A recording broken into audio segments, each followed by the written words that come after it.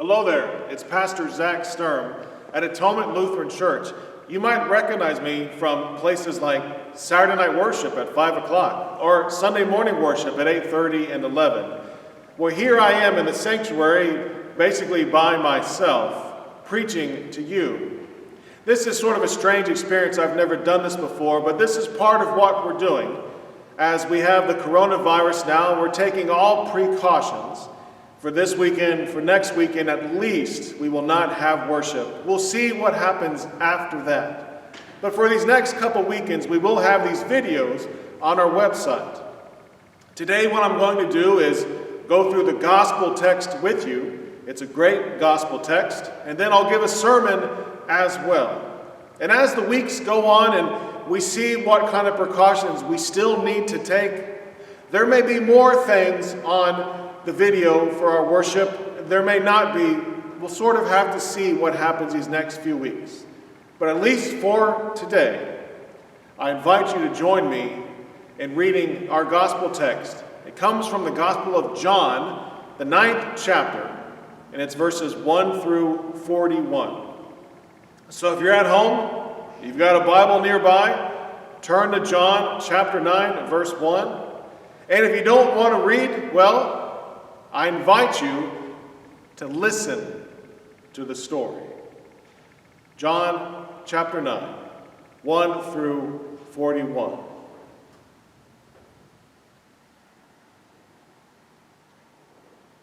As Jesus walked along, he saw a man blind from birth. His disciples said to him, "Rabbi, who sinned, this man or his parents, that he was born blind?" Jesus answered, "Neither this man nor his parents sinned. He was born blind, so that God's works might be revealed in him. We must work the works of him who sent me while it is day. Night is coming when no one can work. As long as I am in the world, I am the light of the world." When Jesus had said this, he spat on the ground and made mud with the saliva. And he spread the mud on the man's eyes, saying to him, "Go and wash in the pool of Siloam," which means sent.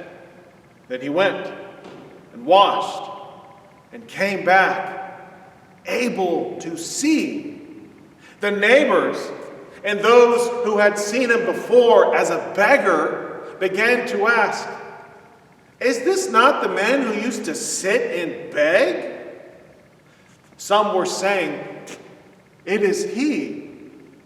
Others were saying, "No, it is someone like him."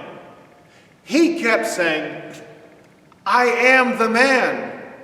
But they kept asking him, "Then who opened your eyes?" He answered, "The man called Jesus came and made mud and spread it on my eyes and told me, 'Go to Siloam and wash.' Then I went and washed and regained my sight." They said to him, "Where is he?" He said to them, "I do not know." Now they brought to the Pharisees the man who formerly had been blind. And it was a Sabbath day when Jesus made the mud and opened his eyes. The Pharisees also began to ask him how his eyes were opened. He answered them, "He put mud on my eyes, then I washed, and now I see." Some of the Pharisees said, "This man is not from God, for he does not observe the Sabbath." Others of them said, "But how can a man who is a sinner perform such signs?" And they were divided. So again, they said to the blind man, "What do you say about him? It was your eyes that he opened." He said to them, "He is a prophet." Now the Jews did not believe that he had been blind, and had received his sight, until they called the parents of the man who had received his sight, and said to them, "Is this your son, who you say was born blind? How then does he now see?" His parents answered, "We know that this is our son, and that he was born blind. We do not know how it is that now he sees, nor do we know who it was that opened his eyes. He is of age. Ask him. He will speak for himself." Now his parents said this because they were afraid of the Jews. For the Jews had already agreed that anyone who confessed Jesus to be the Messiah would be put out of the synagogue. Therefore they said, "Ask him. He is of age." So, for a second time, the Pharisees called the man who had been blind and said to him, "Give glory to God. We know that this man is a sinner." He answered them, "I do not know whether he is a sinner. One thing I do know, though I was blind, now I see." They said to him, "What did he do to you?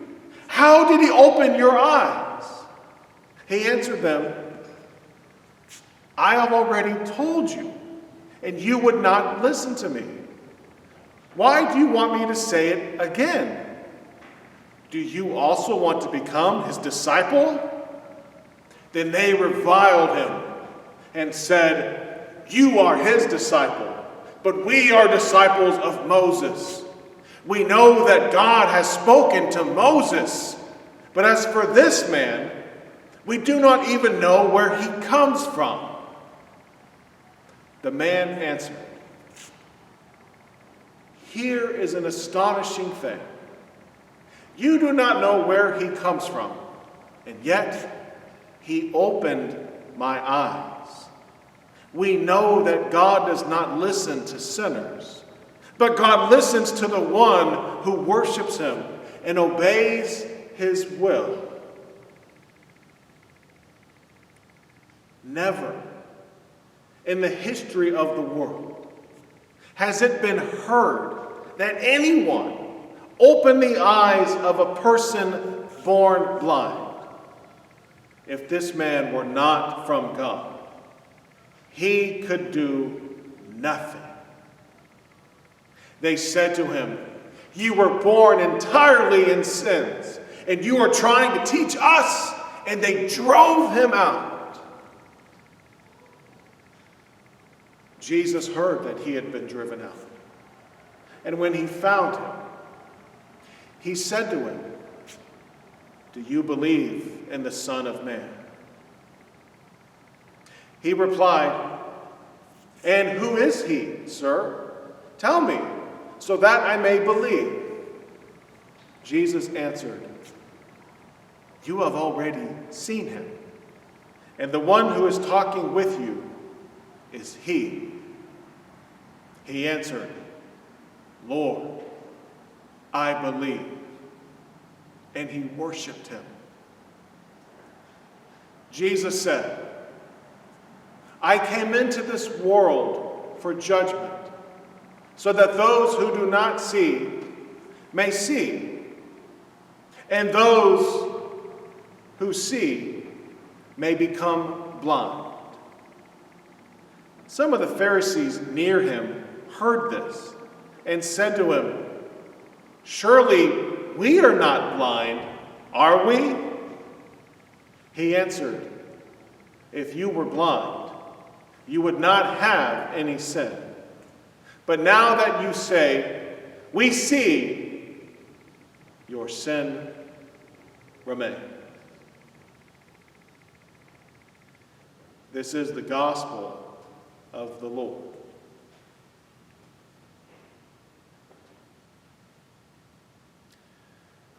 I had a lot of time to think about this passage this week, In fact, a lot of time to think about a lot of things. I was on vacation this past week. I know, a great time to go on vacation. But I drove, I believe, over 2,500 miles. First, we left Kansas City and drove to far west Texas to Big Bend National Park to spend time with my wife's family. Then we drove to San Antonio, Texas. That's another long drive. Spent time with my parents, my family, and finally yesterday, drove back up here. And I saw a lot of strange things on this trip. A couple times getting groceries and seeing the long lines. I'm pretty sure that happened here in Johnson County as well. In Georgetown, Texas, I had heard from a family member that there was actually a sheriff's deputy, armed sheriff's deputy, standing by the toilet paper to make sure nobody took too much. There are some weird things going on. And a lot of suspicion as well. It was strange to me being in stores and restaurants and so forth. Everybody just kind of looking at everybody with a little bit of suspicion. Do you have the coronavirus? Did you wash your hands? Are you taking too much?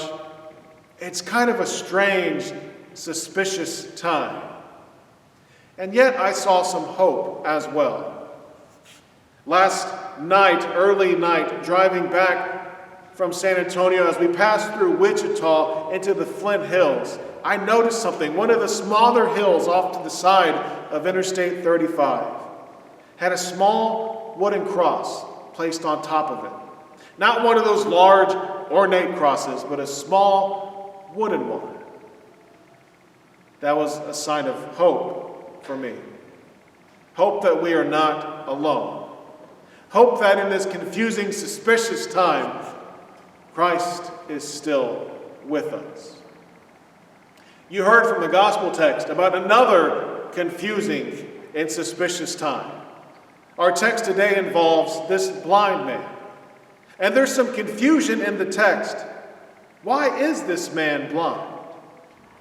This was a common question in the first century. First century people were not scientists. They did not know a whole lot about the body, nowhere near as much as we know. And for them, especially in Judea, the question of people who were blind or lame or had some sign of genetic disease was a hard question to figure out.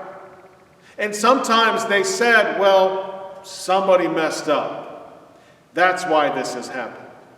Somebody sinned. Somebody was wrong. That's why these genetic abnormalities have taken place. Oftentimes we like to put this point of view on the Pharisees. But what's surprising about our text is that it's actually the disciples of Jesus, it's them who say to Jesus, who sinned? This man or his parents, that he was born blind? In other words, Jesus, we don't understand this. We're concerned about this. This is weird and suspicious. Where did this come from? Where did this start? How can we understand it? I'm not sure if Jesus gives them a straight answer. He says that the man was born blind so that God's works might be revealed in him. That also is kind of a hard answer to understand. But I think that's part of the point. The disciples want control, want understanding. Jesus is trying to tell them, it's not about control. It's not about understanding. It's not about sight.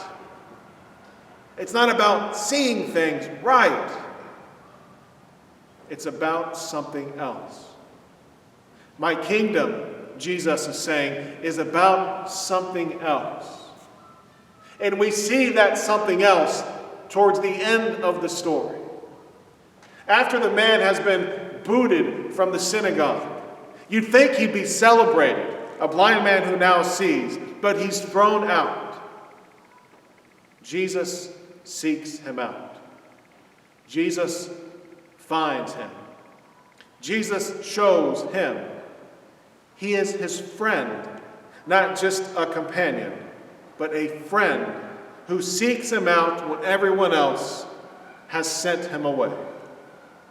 And as Jesus begins to speak, and reveals to him that he is the Messiah, the man says, "Lord, I believe."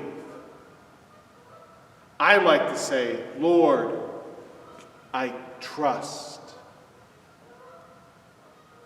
The text, John 9, is telling us this is what it's about. Not control, not perfect understanding, not sight, but trust. Believe. Trust in God even when we can't see things, even when we don't understand, even when we're suspicious and confused. Now, what does this mean for you and me today? You already know that this is a confusing, suspicious time. Here's what I think it means. It's a reminder to us not to get caught up in all the suspicion, not to be like the Pharisees or the disciples and get into arguments. I mean, you can watch some news sources and everything seems fine out there, and watch other news sources and the sky is literally falling on us. I think it's important not to get caught up in the politics or the fear. At this time, we need to listen to our elected officials. They know more than we do. We need to follow the guidelines that are recommended. We need to work with each other. We need to help one another. This is a time not to give in to fear, but rather to trust in our goodness and trust that we can cooperate together. But this text from John 9 says something else to us as well. It's a reminder that we can't always see what is going to happen. This is already a strange time. It's already like we're living in a bizarro world. None of us knows what next week is going to bring. None of us knows for sure what April's going to bring. Nobody knows what May is going to bring. How long are we going to practice social distancing? What's the economy going to look like in a month or two? Is baseball ever going to start again? We don't know these things. That can be stressful. That can make us anxious. Hear the words of Jesus. It's not always about sight. Sometimes it's about being blind. Sometimes it's about acknowledging, yeah, we can't see. We don't know what's coming. And when we understand that, then our hearts are opened to trust, to believe that no matter what goes on, Christ is present. And that nothing, death, sin, coronavirus, nothing is too much for Christ to take upon himself. And for Christ to bring about God's glory through, just like with the blind man. And so for these next days, maybe you have some more free time. As you think about everything else, what are we going to eat? What am I going to do? Pay attention to Christ as well. Use this time to renew your own sense of trust, your own connection with God. In that way, this time can be a gift. It's not about sight. It's about trust. We are called today to renew our trust that Christ is with us. Thank you very much for listening. I pray for you this week. We continue to pray for those battling this coronavirus. May God's peace be with us all. I'll see you next time. Thank you.